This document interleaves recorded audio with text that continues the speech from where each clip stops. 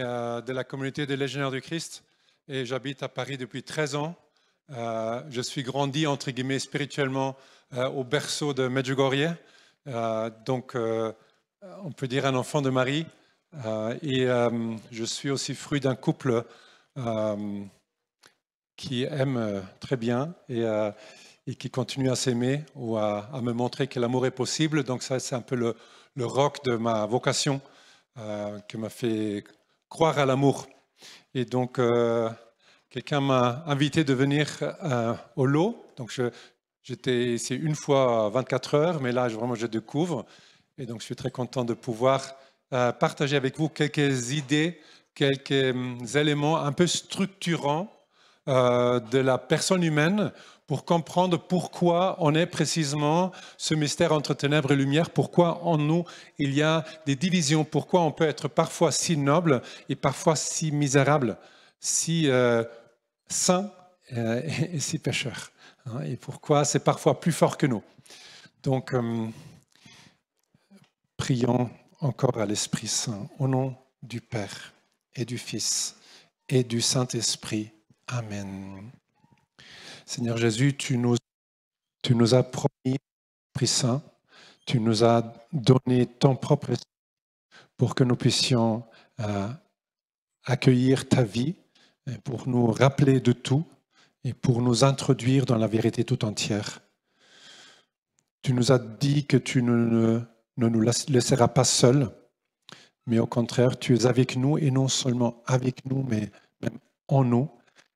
Tu nous as créés à ton image et non seulement tu nous dis quoi faire, mais tu nous as confié ta création.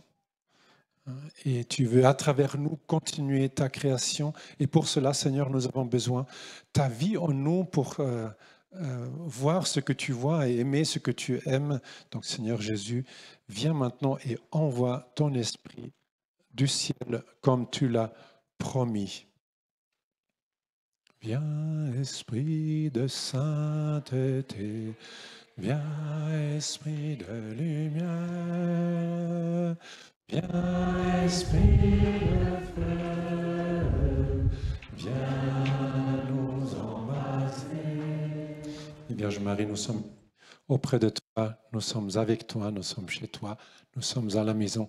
Nous te confions cette journée, mais aussi cet enseignement pour que tout ce que le Seigneur veut que je dise et qu'on comprenne soit introduit dans nos cœurs, dans nos intelligences. Marie, nous avons besoin aussi de comprendre, non seulement de croire, mais quand on comprend mieux, on croit mieux et vice-versa. Je vous salue Marie, pleine de grâce. Le Seigneur est avec vous. Vous êtes bénie entre toutes les femmes et Jésus, le fruit de vos entrailles, est béni. Sainte Marie, Mère de Dieu, priez pour nous pauvres pécheurs, maintenant et à l'heure de notre mort. Amen. Au nom du Père, du Fils et du Saint-Esprit. Amen. Très bien, nous pouvons mettre la première image. Alors, dans la première image, j'ai mis un texte de Saint Paul, lettre aux Romains, que nous connaissons bien. En effet, ma façon d'agir, je ne la comprends pas, car ce que je voudrais, cela, je ne le réalise pas, mais ce que je déteste, c'est cela que je fais. Or, si je ne veux pas le mal que je fais, je suis d'accord avec la loi, je reconnais qu'elle est bonne, mais en fait, ce n'est pas moi qui agis, c'est le péché, lui qui habite en moi. Je sais que le bien qui n'habite pas en moi, c'est-à-dire dans l'être de chair que je suis, en effet, ce qui est à ma portée, c'est de le vouloir, le bien, mais pas de l'accomplir. Je ne fais pas le bien que je voudrais, mais je commets le mal que je ne voudrais pas. Si je fais le mal que je ne voudrais pas, alors ce n'est plus moi qui agis ainsi, mais c'est le péché, lui, qui habite en moi. Moi qui voudrais faire le bien, je constate donc en moi cette loi. Ce qui est à ma portée, c'est le mal. Au plus profond de moi-même, je prends plaisir à la loi de Dieu. Mais dans le membre de mon corps, je découvre une autre loi qui combat contre la loi que suit ma raison et me rend prisonnier de la loi du péché présente dans mon corps. Malheureux homme que je suis, qui donc me délivrera de ce corps qui m'entraîne à la mort, mais grâce soit rendue à Dieu par Jésus-Christ, notre Seigneur. Voilà, je pense un texte avec lequel nous pouvons tous nous identifier, nous pouvons tous nous retrouver dans ce texte, parce que nous avons tous fait, et nous le faisons tous les jours, l'expérience de savoir le bien et parfois misérablement faillir et ne pas y arriver. Et le Seigneur nous dit, rassurez-vous, ce n'est pas non plus le but que tu arrives finalement à ne plus tomber.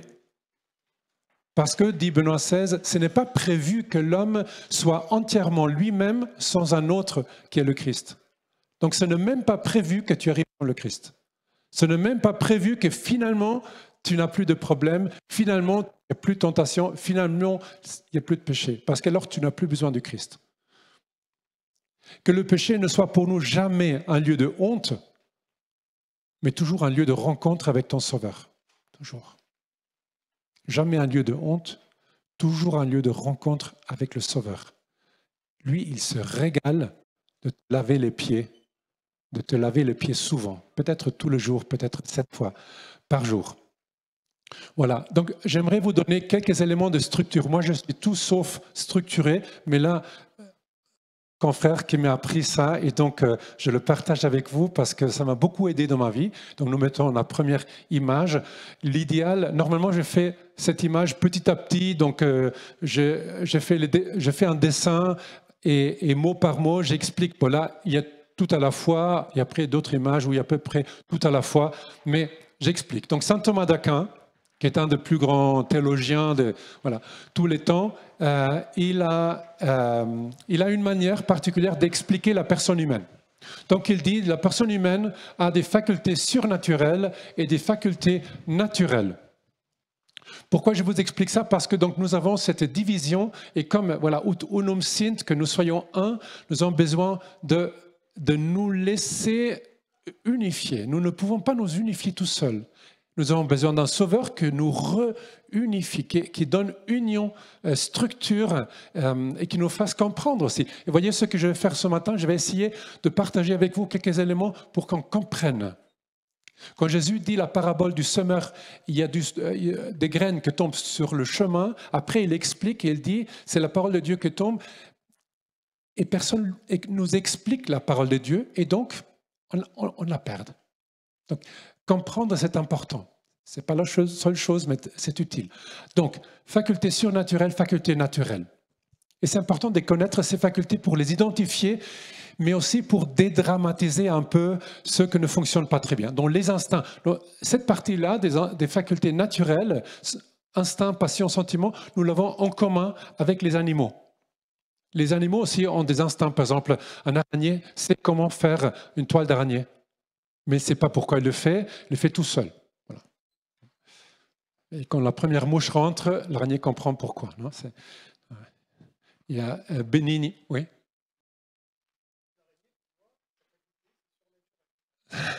On peut dire ça. Benigni, oui. Celui qui a fait le film La vie est belle, il a fait une explication des 10 commandements, et quand il part sur la prière, il dit la prière c'est un peu comme une toile d'araignée. Donc quand l'araignée le fait pour la première fois, il ne sait pas pourquoi il le fait, mais il le fait parce que sa maman lui dit fais comme ça, non? Donc il le fait au l'instinct plutôt. Et donc l'araignée attend, ça sert à rien, et tout d'un coup, une mouche, non? Et voilà. Et il dit la prière c'est la même chose, il faut continuer, et un jour, quelque chose va tomber et tu vas te dire ah finalement c'est pas si mauvais. Voilà. Donc les instincts, par exemple, les instincts sont basiques: se nourrir, boire, se reposer, se reproduire. Un animal ne doit jamais réfléchir. Un pigeon ne va jamais boire trop d'eau, par exemple. Il va dire le matin mince, j'aurais pas dû. Non. Un chevreuil ne va pas utiliser mal sa capacité de reproduction. Un canard ne va pas trop manger, ou trop peu, anorexique, un canard anorexique. Non, il n'y a pas. Il n'y a pas. Un lapin ne va jamais trop long dormir trop long, va faire la grasse mat. Un lapin ne peut pas faire la grasse mat. Parce qu'ils ont un instinct qui leur dit, là tu te réveilles, là tu t'endors. Vous allez dire, oui, mais les chiens, Oui. Mais les chiens, parce que je crois, parce qu'ils habitent proche de l'homme. Donc, plus qu'on s'approche de l'être libre, qui peut aussi ne pas écouter sa conscience ou ses instincts, alors parfois, voilà, même les animaux font des bêtises et mangent trop ou trop peu. Bref. Donc, les instincts.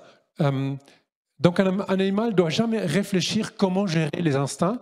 L'animal le suit, il n'y a aucun mérite, parce que c'est l'instinct qui gère tout. Nous avons une liberté, c'est-à-dire nous devons choisir de manger pas trop et pas trop peu, de boire pas trop et pas trop peu, de dormir pas trop et pas trop peu. Et la merveille, quand nous le faisons, nous faisons un acte qui produit, pour ainsi dire, une énergie divine. Ça veut dire, quand je choisis bien, et je ne prends pas encore une bière ou encore un verre, je fais un acte qui est bon et qui produit quelque chose dans le corps de Christ. Et le corps de Christ, l'Église, devient plus sain parce que moi, même si je suis tout seul dans ma chambre, je pose un acte qui est un choix libre de faire tout simplement ce que je sais que je dois faire. Donc, simplement faire ce que je dois faire est déjà un acte qui sanctifie l'Église. Quand un lapin se lève le matin, il n'y a aucun mérite. Mais quand toi, tu te lèves le matin, il y a beaucoup de mérite. Même si tu le fais tout le matin, mais chaque fois. Donc, voilà. Alors, donc, l'instinct, voilà, c'est ça. Après, les passions. Donc, les passions sont des forces qui nous permettent de mettre en œuvre ce que l'instinct nous propose, ou plutôt ce que nous savons que nous devons faire. Comme un animal qui doit courir pour avoir la proie et ensuite donner à manger aux petits, mais nous devons faire des efforts pour accompagner ceux que Dieu nous a confiés, pour faire notre devoir, et ça exige un effort. Donc les passions que nous avons en nous, en principe, nous sont données pour faire le bien, pour faire le devoir. Donc en principe, les passions sont toujours bonnes. Ça, c'est avant la chute de l'homme. Et je n'aime pas l'appeler péché originel, mais je préfère de dire blessure originelle. Parce que péché originel, c'est un peu comme s'il y avait un péché que j'ai commis parce que j'ai quelque chose. Non, c'est pas ça. C'est une blessure que je porte et donc elle fait en moi que j'ai une tendance à faire ou ne pas faire. Aller trop loin ou pas. Donc les passions, comme dit le mot de latin, non, pati, donc ça veut dire subir. C'est pas quelque chose que je peux ne pas avoir. Donc ça veut dire il y a une force en moi que je ne peux pas choisir de ne pas avoir. Je ne peux pas choisir de ne pas être fatigué ou de ne pas avoir faim. Après, je peux réagir ou pas à ça. Je peux me soumettre à ça ou pas. Bon. Donc les passions sont des forces immenses que Dieu nous a données pour aller jusqu'au bout. Non persévérer dans la prière, persévérer dans la charité, persévérer dans le pardon, persévérer dans un pèlerinage, persévérer quand je monte vers l'ange, etc. Persévérer dans un jeûne ou dans un bon gâteau. Voilà. Donc, les sentiments sont des réalités magnifiques, gratitude, admiration, tendresse, confiance. Donc, toutes ces forces intérieures qui facilitent de faire le bien. Je me souviens quand j'avais 12-13 ans, je devais dormir chez mon grand-père, seul, il était veuf déjà, et donc on faisait un tour de rôle, et je dormais dans la chambre à côté, et un matin, il m'appelle, et il était tombé dans le toilette, voilà. Et donc il était nu, non, difficile, mais j'avais une telle admiration pour lui, une telle tendresse pour lui, qu'il n'y avait pas de problème. Donc ça ne me dérangeait pas du tout. Mais en principe, c'était hyper gênant. Donc, les sentiments de gratitude, d'admiration, de tendresse, de complicité, voilà, de communion peuvent nous transporter très très loin. Évidemment, les sentiments aussi parfois peuvent nous faire des mauvais jeux. Bon. Alors, au début, dans la création, tout ça était profondément bon. Nous nous rendons compte aujourd'hui, le sentiment ne nous aide pas toujours, mais il faut bien comprendre quand il faut les écouter et quand il faut leur dire « attendez ». Ensuite, faculté surnaturelle. Donc nous avons une faculté qui correspond à peu près aux instincts, à l'instinct pour les animaux. C'est la conscience que nous avons tous de savoir qu'il faut faire le bien, il ne faut pas faire le mal. Ça, tout le monde le sait. Non?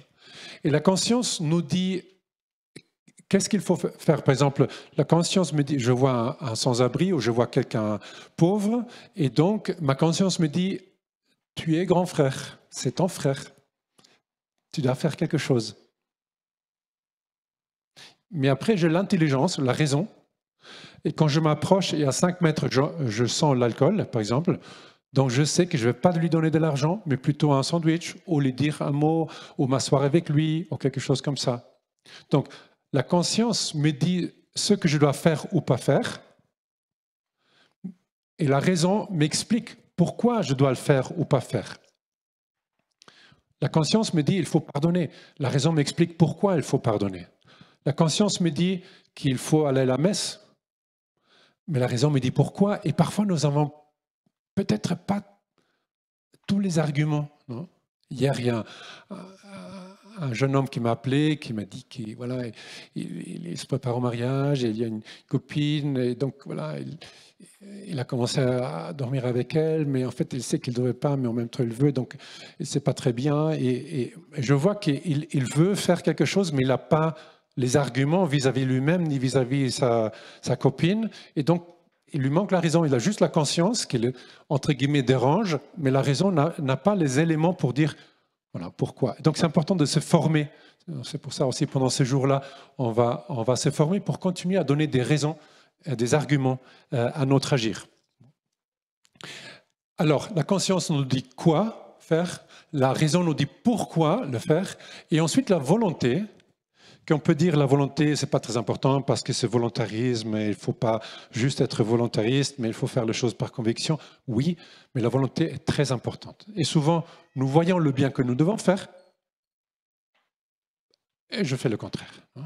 C'est comme saint Ignace de Loyola, dans ses exercices spirituels, il parle des 3 différents personnages. Un qui voit le bien qu'il doit faire, mais il met aucun moyen. L'autre qui voit le bien qu'il doit faire, il met quelques moyens, mais ce n'est pas réaliste.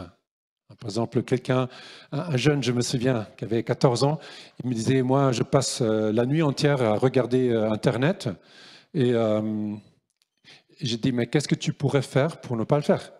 Il dit, je pourrais mettre l'ordinateur en dehors de ma chambre. Très bien. Est-ce que tu le feras? Non. Donc ça veut dire qu'il a vu qu'est-ce qu'il doit faire, mais la volonté dit niet. Il ne va pas le faire. Je connais un père de famille qui a dit, quand je travaille sur l'ordi, en fait, j'ai mis mon ordi dans le salon de telle manière que tout le monde peut voir ce qu'il y a sur mon ordi. Je trouvais juste d'une humilité délicatissime parce qu'il a dit, au cas où je me sens tenté, voilà, comme ça je me protège de moi-même. Voilà. Bon. Alors, volonté. La volonté, le problème est que la volonté, elle est aveugle, on peut dire. Ça veut dire, elle va écouter celui qui crie plus fort. Ou bien ces amis-là, ou bien ces amis-là. Et donc nous devons apprendre à la volonté à écouter, dit saint Thomas, la raison et la conscience. Donc là, il y a un ordre, vous voyez, tous les 6 sont bons, mais c'est important que, voilà, j'écoute la raison et la conscience, je peux écouter les sentiments, mais si les sentiments sont en contradiction avec la raison ou la conscience, je ne dois pas écouter les sentiments. Ça semble facile, mais après, c'est difficile, nous le savons très bien. OK, alors nous allons maintenant passer au prochain slide. Clic. Et donc là, vous voyez plein de choses, parce qu'en principe, j'explique ça petit à petit, mais soyez patients avec moi. Donc, on va parler de la Genèse, un petit moment. Là, j'ai 3 mots, livre historique, poétique, symbolique. Dans la Bible, quand on parle d'Adam et Ève, c'est important de savoir, ce n'est pas un problème que ça soit symbolique. Parce que tout en étant symbolique, c'est quand même vrai ce qui est écrit. Ce n'est pas une logique historique scientifique, mais c'est pourtant vrai. Donc, il ne faut pas avoir peur d'assumer ce que dit la Genèse, parce que la Genèse dit des éléments symboliques, comme des parents qui expliquent à l'enfant par une image quelque chose, mais il leur dit une vérité, simplement par une image. Donc ce que nous voyons dans Genèse, ce sont des images qui disent des choses profondément vraies. Pape Jean-Paul II, il a pendant 5 ans, tous les mercredis, parlé de la Genèse pour parler de la relation homme-femme. Donc il a sorti des centaines et centaines et centaines de catéchèses des mercredis, juste de ce petit texte symbolique. Nous avons bien sûr aussi des textes historiques, évidemment les évangiles, aussi quelques éléments de l'Ancien Testament, mais il faut savoir que les Juifs n'avaient jamais l'intention d'abord de dire des choses historiques scientifiques. Ce n'est pas leur intention. Leur intention est communiquer des vérités que de toute façon, comme ce sont des vérités de Dieu, on ne peut pas les communiquer parfaitement, historiquement, scientifiquement. Donc on les explique comme on peut. Donc on sait pas, il y a comme un grand mélange entre histoire réellement et des éléments plutôt, voilà, de la tradition ou même symboliques. Mais pour nous qui cherchons Dieu et pas les détails de l'histoire, s'il a dit ceci ou ça exactement, pour nous tout ça rend service. Livres poétiques, par exemple les psaumes. Aujourd'hui c'est la mémoire de Saint Pie X et lui il était un grand fan des psaumes. Donc des psaumes qui sont... c'est comme une école de prière. Dieu nous donne des mots pour nous tourner vers lui. Il nous dit, si tu veux vraiment me parler, commence comme ça. Vas-y. Si tu veux apprendre à entrer en relation avec moi, prends les psaumes, commence à les lire. Au début, tu ne vas pas tout comprendre, ce n'est pas grave. Et petit à petit, tu vas commencer à penser comme je pense. Et tu vas commencer à parler comme je parle. Benoît XVI disait que c'est comme des parents qui parlent, l'enfant écoute, comprend rien, mais imite les mots sans les comprendre. Après, il grandit, il utilise les mots, mais beaucoup trop adulte pour son âge. Et finalement, il comprend les mots, et finalement, il va dire avec les mots des parents ce qu'il porte dans le cœur. Les psaumes, ils font exactement ça. Et moi, je suis témoin, donc au début, je les ai lus, je n'ai rien compris. Et petit à petit, tu penses comme les psaumes. Et tu te rends compte, par exemple, que donc typiquement des psaumes, c'est « Seigneur, je suis pauvre, donc tu viens me sauver. Seigneur, je suis fragile, donc tu m'aimes. Seigneur, souviens-toi de ta fidélité, non pas de ma fidélité. » Nous, on pense, Seigneur, j'ai fait ça, ça, ça, maintenant, tu vas me bénir. Et Dieu dit, ben non, parce que ça ne marche pas comme ça dans mon royaume. Mais si je dis, mais Seigneur, attends, tu m'as fait une promesse. Tu m'as dit, tu seras avec moi tous les jours de ma vie. Il dit, ouais, mais alors, j'ai plus peur. Il dit, voilà. Ah, ok. Mais ça, on oublie, parce qu'on est bien enraciné dans le monde. C'est pour ça que la prière, en principe, c'est pas pour dire à Dieu qu'est-ce qu'il doit faire, parce que plus ou moins elle sait. Mais c'est plutôt pour nous rappeler qu'il est là et pour nous rendre disponibles pour qu'il fasse son œuvre en nous, pour que nous devenions les personnages dont il a besoin dans son histoire du salut. C'est plutôt ça le sens. Donc c'est pour se rappeler qui nous sommes et pour se rappeler que nous sommes dans son histoire, que nous sommes sa propriété, et ensuite pour lui ouvrir le cœur, pour qu'il façonne notre cœur, il fasse de nous petit à petit, à travers des choses très agréables et parfois très désagréables, il nous façonne et il fait de nous des personnages dont il a besoin dans son histoire du salut. C'est pour ça que parfois on ne comprend pas, mais plus que tu t'ouvres à l'histoire de Dieu, mieux tu comprends. Voilà. Donc, on peut dire sur Napoléon, il y a l'histoire, il y a des poésies, il y a des tableaux. Moi, je peux dire, je n'ai pas besoin des tableaux. Oui, mais les tableaux sont capables de dire quelque chose que l'histoire n'est pas capable. Des poésies sont capables de dire quelque chose que les tableaux ne peuvent pas dire. Voilà. Donc tout ça complète un peu à l'image de Dieu. Prochaine image. Voilà. Donc, nous venons donc à la Genèse.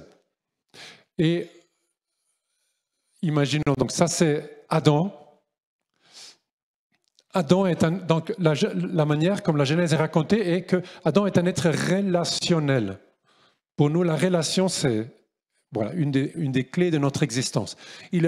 Donc, la Genèse nous dit que Dieu parle, Adam fait, Adam parle, Dieu fait. Donc, il y a une relation, une harmonie dans la création. Il n'y a pas de méfiance, il n'y a pas de peur, Il n'y a pas de doute, il y a une harmonie totale. Au début de la Genèse, tout roule, tout roule.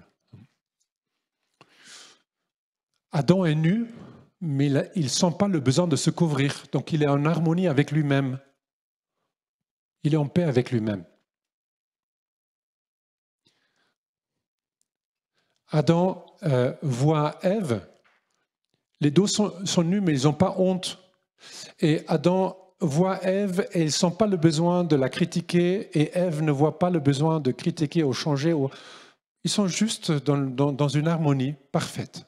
Ils se font confiance, ils sont dans une communion, ils voient que nous sommes faits. Ils sont faits pour. Pardon, ce bâton. Ils sont faits pour être un don l'un pour l'autre. Ils sont faits pour la vie. Ils sont faits pour la communion. C'est très clair, c'est net. Donc, il y a une harmonie absolue entre les deux. Et finalement, Dieu confie à l'homme la création, les plantes et les animaux, et Adam les nomme et se nourrit, et Adam vient le jardinier. Donc Dieu, pour ainsi dire, nous dit, je vous confie ma création. Continuez ce que j'ai commencé. Pensez comme moi, aimez comme moi, sentez-vous comme un grand frère, comme un papa de la création. C'est pour ça qu'un chrétien va toujours voir la création un peu comme à lui confier, parce que c'est le jardin de mon papa. Et c'est beau de voir non seulement la création, mais aussi les humains comme ça, toujours comme des frères. Prochaine image. Nous passons maintenant au jardin avec tous les arbres et avec l'arbre du bien et du mal. Donc Dieu dit à Adam, tu peux manger de tous les arbres. C'est une merveille. Et après, il lui dit, mais de cet arbre-là, tu ne prendras pas. Alors on peut se dire, pourquoi Dieu a-t-il mis un arbre dans le jardin duquel l'homme ne doit pas prendre? Est-ce qu'en principe, si Dieu aime l'homme, il devra lui dire, tu peux prendre tous les arbres? Pourquoi il a mis un arbre duquel il a dit, tu ne prendras pas? Là, c'est un thème qui est super important parce que c'est un peu la question d'où vient le mal, non? Unde malum, non? Dieu crée l'homme à son image, donc il est créé capable d'aimer parce qu'il le crée libre.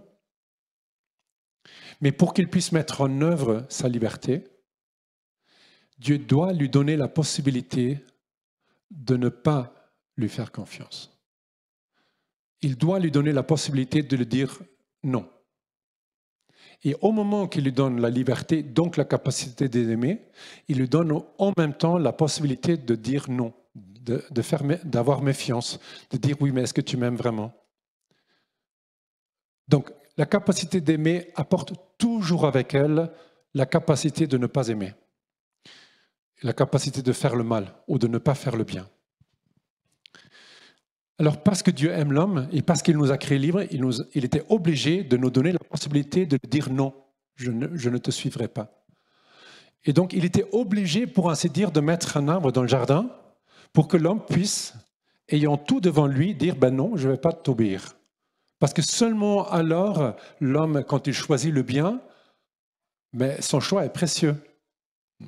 Et donc, s'il peut tout avoir, son choix ne sert à rien. Et ça, le diable le sait mieux que nous. Il sait toujours mieux que nous. Par exemple, il sait mieux que nous ce que ça veut dire être baptisé, que chaque tout petit effort que tu fais sanctifie l'Église entière. Quand tu fais bien ta prière du matin, l'évêque du lieu peut être meilleur évêque, moi je peux être meilleur prêtre. Les personnes en difficulté dans le corps du Christ reçoivent quelque chose de toi, parce que toi tu as fait ta prière du matin. Quand tu pardonnes à quelqu'un, le pardon dans le corps du Christ grandit. Ça, le diable le sait très bien, nous on oublie tout le temps.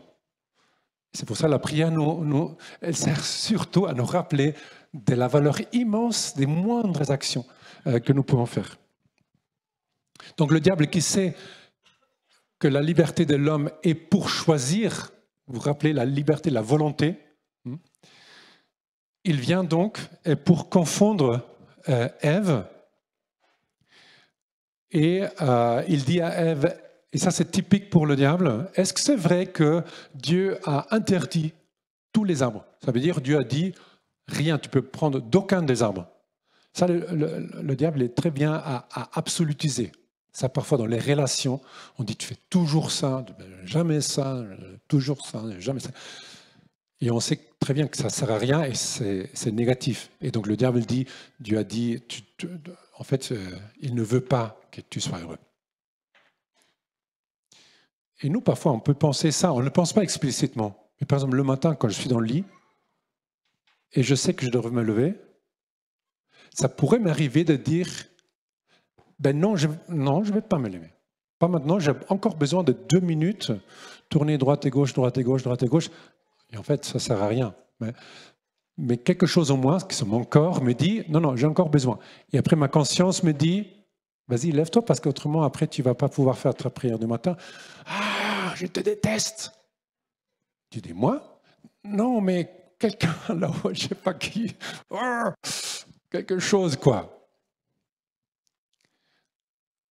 Et tu ne veux pas que je t'aime, tu ne m'aimes pas, et c'est pour ça que moi-même, je vais choisir de rester au lit. Il dit, ben, d'accord, très bien. Alors, le diable dit à Ève, est-ce que c'est vrai que Dieu a dit aucun arbre? Et Ève dit, ah non, pas du tout. Première fois, elle réagit bien. Pas du tout, comme une bonne Parisienne, non? Ah, pas du tout. Non. Est-ce que comment est-ce que j'arrive à la place Iéna? Ah, c'est pas du tout ici. Très bien. Merci, ça j'ai compris. Ok, maintenant, est-ce que... Ah, je ne sais pas du tout. Ok, là, non seulement vous ne savez pas, mais même pas du tout. Vous êtes désolé ou pas? Ah non, pas du tout. Pas du tout. Voilà. C'est un Allemand qui arrive à Paris, qui apprend certaines expressions qui font même un peu plaisir. Non, pas du tout. Après, je veux partir. Bon, alors Ève dit, ah non, pas du tout. Dieu a dit, nous pouvons prendre de tous les arbres, seulement pas celui-là. Donc le diable dit, mince, elle a compris, elle a tout compris. Elle a tout compris. Donc, comment faire? Et donc là, il attaque. Donc, il a attaqué la raison. Il a vu, là, il n'arrive pas. Donc là, il attaque maintenant les passions et les sentiments. Il dit, oui, mais il a dit ça parce qu'il sait très bien que c'est cet arbre-là qui est le bon. Et ça, il ne veut pas que vous soyez comme lui. Et ce n'est pas vrai que vous allez mourir. En fait, il est jaloux, il veut être lui le tout-puissant et vous êtes les petits serviteurs. Donc, c'est seulement parce qu'il ne vous aime pas qu'il veut vous empêcher de prendre de cet arbre-là. Paf. Et donc, la prochaine phrase dit, et Ève voyait que le fruit était délicieux et elle avait envie d'y prendre. Donc, ce n'est plus la raison et la conscience, c'est brutalement les passions et le sentiment. Boum. Et elle... Donc, en ce moment-là, il s'est créé comme une fissure. Et nous passons à la prochaine image. Qu'est-ce qu'est la première chose? Donc, elle prend du fruit, elle donne à Adam, qui est avec elle. Qui est avec elle veut dire, moi je ne sais rien de hébreu, malheureusement, mais je sais que être avec elle, ça veut dire le bras dans le bras. En fait, il est à côté d'elle, il ne fait rien pendant qu'elle parle avec, non pas un serpent, mais le mot c'est monstre. Donc, sa femme parle avec un monstre, il ne fait rien. Dieu. Moi, je n'ai rien fait. Ouais, en fait. Lui, il voulait le fruit aussi. Il dit, vas-y, vas-y. Ouais. Moi, je n'ai rien fait. Donc, elle lui donne, il prend. Et qu'est-ce que la première chose qui arrive? Première chose, après qu'Adam et Ève ont pris du fruit, ils se rendent compte qu'ils sont nus. D'accord? Première chose, nous sommes nus. Donc, cette harmonie, ce regard sur soi-même qui est totalement paisible comme un enfant, je suis nu et ma nudité est un problème. Et Dieu dit non, ta nudité n'est pas un problème. Oui, est un problème. Pourquoi elle est un problème? Parce que j'ai perdu l'image de Dieu. J'ai perdu la communion avec Dieu. Nous allons voir ça tout à l'heure. Ah oui, nous pouvons passer un moment à la prochaine image. Donc, ça c'est Dieu, c'est Adam. Et là, il y a comme un cordon ombilical. Et par ces cordons ombilicaux passe la vie de Dieu qui rentre en Adam. Le diable ne pouvait pas couper le cordon ombilical. Mais il pouvait tenter Adam de s'éloigner de Dieu. Donc le cordon ombilical commence à se tendre. Encore plus, il s'éloigne, paf. Et la vie de Dieu ne rentre plus dans l'homme. Et donc l'homme devient plus animal qu'enfant de Dieu finalement. Il devient très vulnérable. Son regard sur lui-même change. Sa nudité est horrible, ou un problème, ou dérange, ou elle n'est pas facile à gérer. Notre nudité, elle est bizarre d'un côté, elle est paisible, de l'autre côté, elle n'est pas paisible. Mais ça, c'est fruit du fait que Dieu n'habite pas pleinement en nous. Et donc, on est désunifié. Là, il y a une fissure qui s'est créée entre nous et Dieu. Et toute honte, angoisse, peur, et tout cela, c'est parce que la vie de Dieu ne rentre plus en nous, comme la vie de la mère ne rentre plus. La vie de la mère ne rentre plus dans l'embryon. La vie, la nourriture, la boisson, le sang, les affections et tout ça. Donc, la relation avec Dieu, ce n'est pas surtout pour dire à Dieu, voilà, qu'est-ce qu'il doit faire, ou comprendre qu'est-ce qu'il veut me dire, mais pour qu'il ait sa vie en moi, et donc je la paie, comme nous avons chanté ce matin. Alors, relation avec lui-même, elle est coupée, ou il y a une fissure. Prochaine chose, Adam entend Dieu qui arrive dans le jardin, et qu'est-ce qu'il fait? Il se cache. Et Dieu dit, où es-tu, Adam? Eh ben, je me suis caché. Je t'ai donné, je me suis caché parce que je suis nu. Et Dieu dit, mais pourquoi tu t'es caché? Est-ce que tu aurais pris de l'arbre que je t'ai interdit de prendre? Qu'est-ce qu'il dit? Cette femme que tu m'as donnée, hein, la mère de tes enfants, voilà. Cette femme que tu m'as donnée, elle m'a donné, et donc je prie. Brutal, hein? Honte. Donc, l'homme a peur de Dieu. Il a peur que si Dieu lui demande quelque chose, il va souffrir ou il ne va pas être si heureux que s'il pouvait choisir lui-même, comme les petits-enfants qui parfois ne font pas confiance aux parents parce que je veux ça, parce que les passions prennent le dessus. Et c'est très douloureux, cette fissure entre nous et Dieu, cette non-totale confiance. Elle est très douloureuse. Peut-être c'est une des réalités les plus difficiles en nous, parce qu'elle nous fait tourner en rond, en fait. Et donc, nous sommes exposés à la peur, à l'angoisse, à tout, quoi, à toutes les tentations, et nous ne pouvons rien faire. Relation fissurée ou brisée entre l'homme et la femme, entre les humains, aussi extrêmement douloureux quand la confiance est blessée. Très, très douloureux, difficile à récupérer, impossible à récupérer, sinon dans le Christ, dans la relation avec lui. Et maintenant, très, très important, la création. Qu'est-ce que Dieu dit à Adam? Adam, mais tu es idiot, quoi. Parce que tu as fait cela, le sol est maudit. Il ne dit pas, parce que tu as fait cela, je maudis le sol. Attention. Il dit, parce que tu as fait cela, le sol est maudit. Parce que je t'ai confié la création, tu te rends compte, tu as dit non à moi et tu maudis le sol. Tu fais du mal à la terre par tes actions humaines. Quand tu ne réagis pas, quand tu n'agis pas selon ta conscience, la terre va souffrir. Et les parents, peut-être le savent, ou le père de famille, peut-être, moi je le sais en tant que prêtre, supérieur de communauté, quand moi je fais des bêtises ou je n'écoute pas ma conscience, très souvent, les membres de ma communauté font les mêmes bêtises que moi. Un jour, j'ai compris ça, j'ai dit, ah, mais c'est incroyable. C'est-à-dire, il y a un vrai impact immédiat. Mais là, vous voyez un impact immédiat de l'action de l'homme, poum, la création, elle est blessée. Ne soyons pas surpris s'il y a des tremblements de terre, s'il y a des maladies contagieuses, s'il y a des guerres. Tout ça, c'est parce qu'il y a beaucoup de non-obéissance, de non-confiance qui s'est accumulée dans le monde. Et c'est normal que le monde en souffre.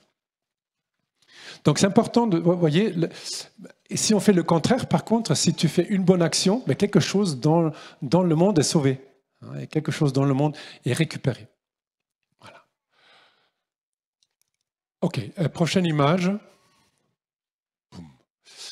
Ça Ça, c'est un peu... Voilà. Ça, c'est l'humanité, on peut dire. Donc, chaque être humain, on est tous connectés les uns avec les autres. Donc, quand moi, je fais quelque chose, ça va toujours avoir un impact sur toi, mais indirectement aussi sur toi. Donc, si moi, je bénis Dieu, si je fais un pèlerinage, si je pardonne quelqu'un, ils vont tous, d'une manière ou autre, profiter parce que voilà, la grâce, la vie de Dieu rentre en moi. Donc, dans l'origine, il y avait une union là, et cette union s'est cassée. Paf.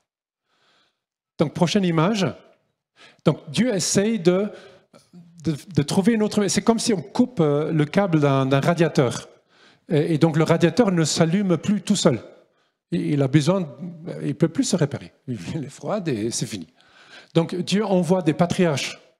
Abraham et plus tard Moïse.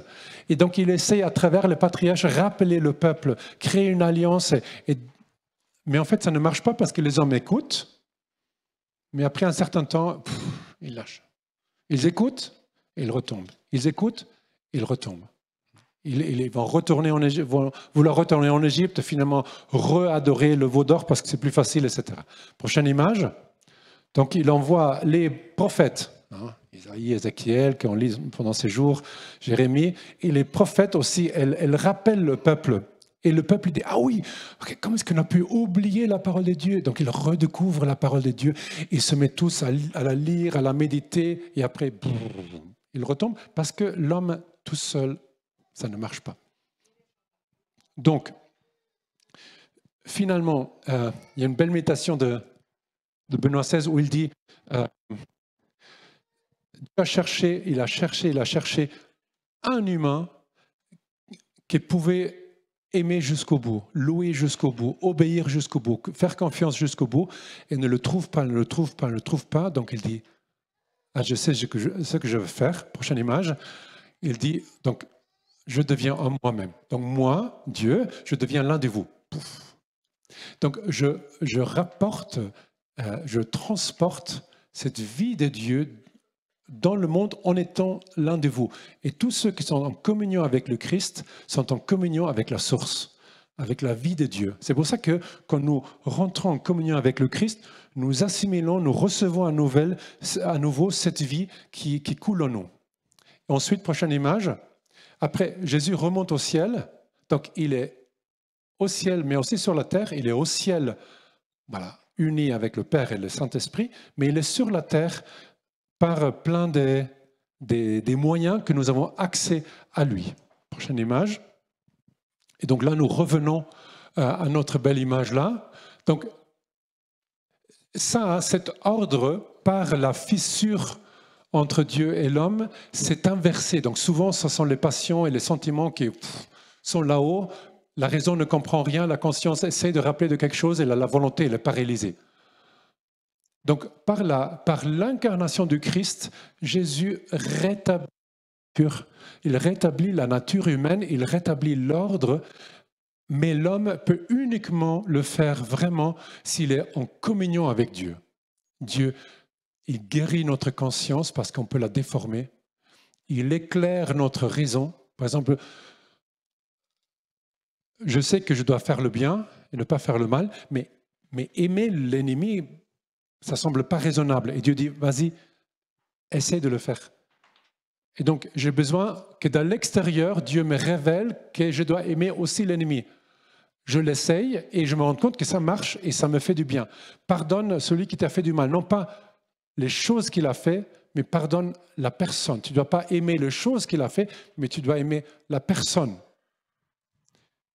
Et donc, l'homme l'essaye et se rend compte que ça donne de la paix à mon cœur. Donc, mais j'ai toujours besoin, donc l'homme a besoin du Christ, d'être en relation avec le Christ pour être juste lui-même. Il fortifie la volonté pour que la volonté puisse choisir ce que la conscience et la raison me disent. Il guérit aussi les sentiments, les passions, les instincts. C'est pour ça, typiquement, là, le fruit d'une vraie relation avec le Christ dans le temps, c'est toujours la paix dans l'âme. La paix dans l'âme, c'est le fruit. C'est le signe que Dieu habite là. Mais c'est quelque chose qu'il ne faut pas réussir, mais c'est quelque chose qu'il veut établir en nous. Donc, il veut construire ça en nous. Et donc, il fait ça à travers certaines portes. Des portes sûres, qui sont des portes qui donc donnent accès au Christ pour nous réunifier et pour remettre sa vie en nous. Donc, typiquement, la prière que nous avons dit, la prière n'est pas surtout pour dire à Dieu de quoi j'ai besoin, aussi, mais la prière est surtout pour donner à Dieu un accès, parce qu'il ne peut pas venir si tu ne lui dis pas, tu peux, vas-y, je t'ouvre mon cœur. Elle lui dit, ça me suffit. Et c'est bien d'avoir conscience, quand je dis à Dieu, viens, ben il vient. Quand le disciple Emmaüs dit à Jésus, reste avec nous, la prochaine fois dit, il restait avec nous, il restait avec eux. Donc, la prière comme lieu donc, où Dieu entre dans mon cœur et dans l'intérieur réunifie ce qui est dispersé, divisé. Donc, c'est une merveille de savoir, ce n'est pas prévu que je réussisse un jour de toujours dire oui au bien et rejeter les tentations. Je ne peux pas le faire sans le Christ. Ce n'est pas prévu, mais ce n'est pas prévu que je vive sans le Christ. Les sacrements sont comme des portes sûres par lesquelles, non pas je prends de la force pour moi, parce que souvent on voit les sacrements un peu comme je prends de la force pour moi, pour mon histoire. Et Dieu dit oui, mais aussi les sacrements pour moi sont une porte par laquelle j'ai accès à ton cœur pour te préparer pour l'histoire du salut. Et comme ça, ta vie va avoir un sens infini et une fécondité immense. Donc la confession qui nous guérit, l'Eucharistie qui met la vie de Dieu en nous dans l'intérieur.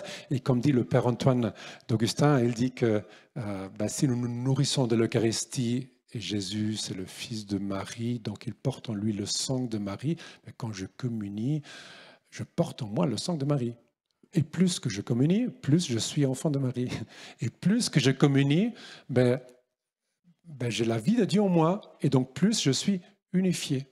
C'est pour ça que, typiquement, j'observe ça quand on fait des retraites spirituelles avec des couples ou avec des enfants, des jeunes, des 3 jours.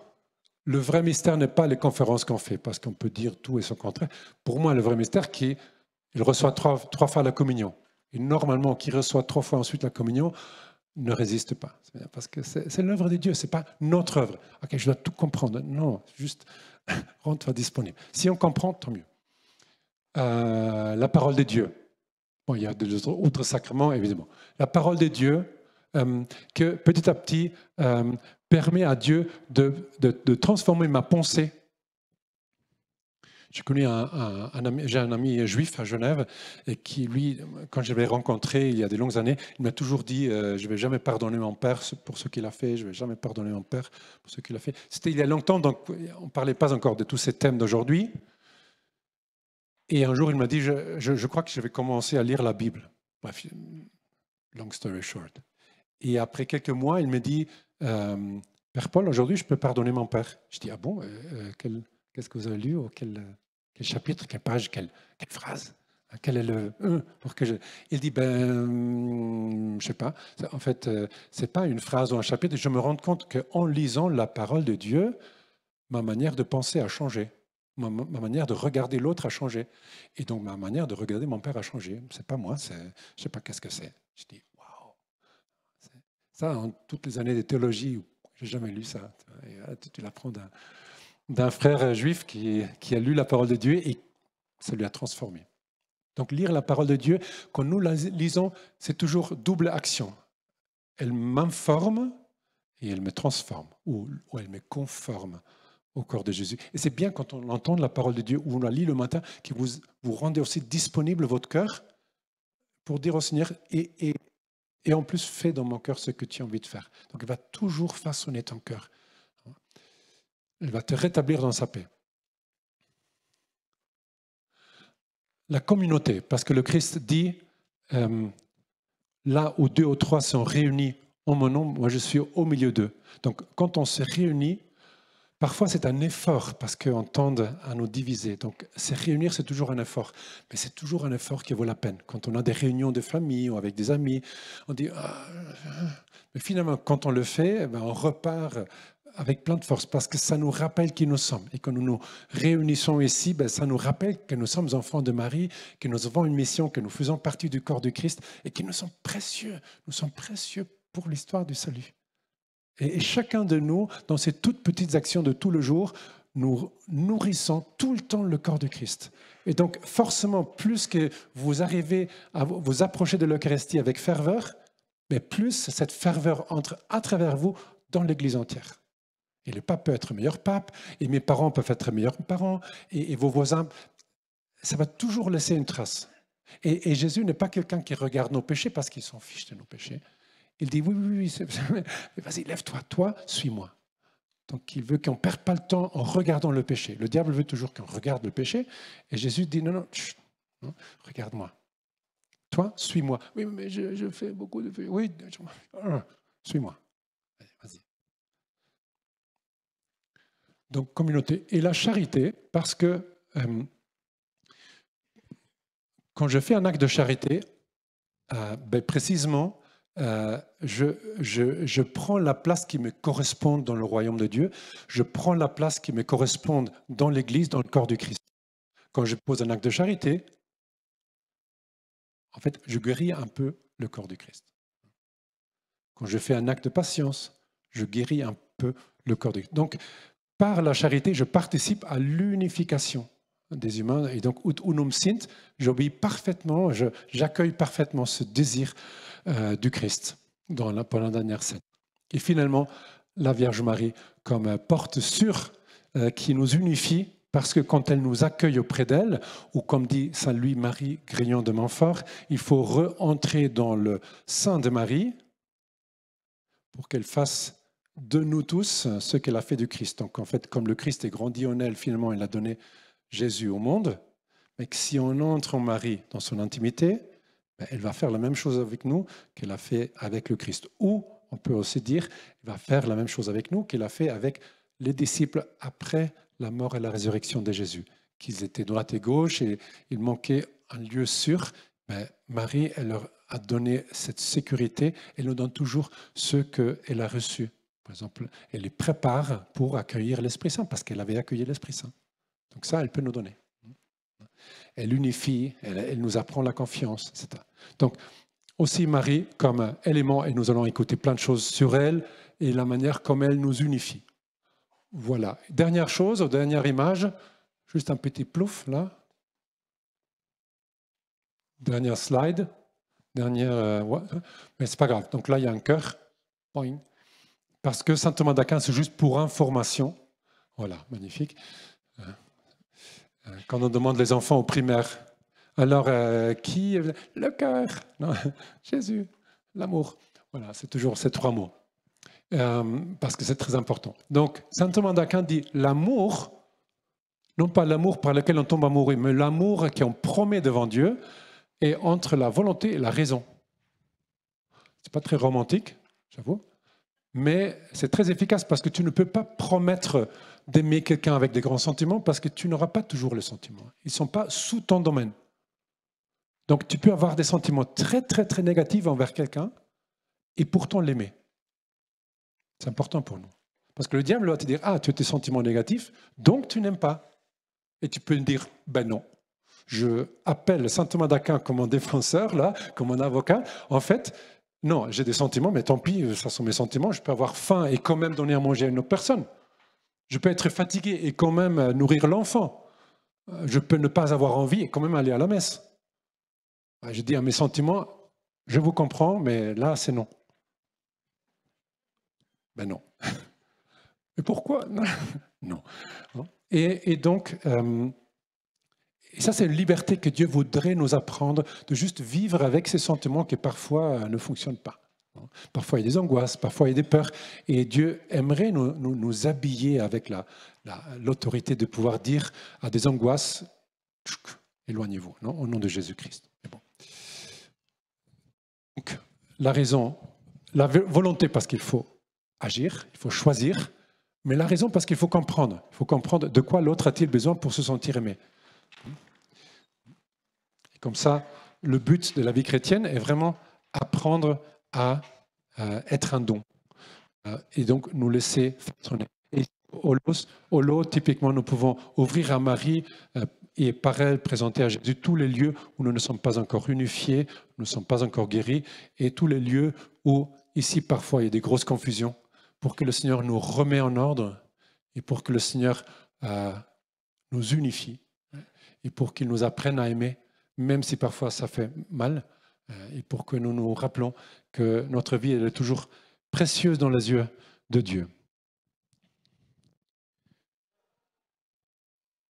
Seigneur, que ton Esprit Saint fortifie en nous ce que nous avons entendu et pour qu'il puisse en nous laisser la lumière de ta sagesse et pour que nous puissions accueillir tout ça dans notre vie. Seigneur, viens maintenant entrer dans notre vie tout à l'heure, dans l'Eucharistie.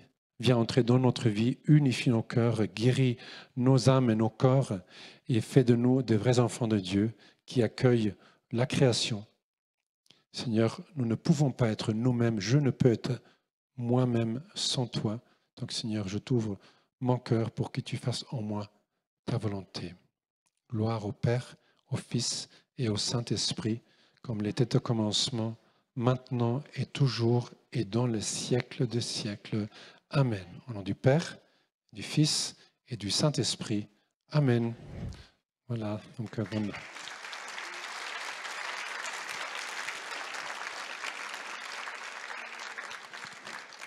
Très bien. Messe dans 20 minutes. Ça, vous avez le temps.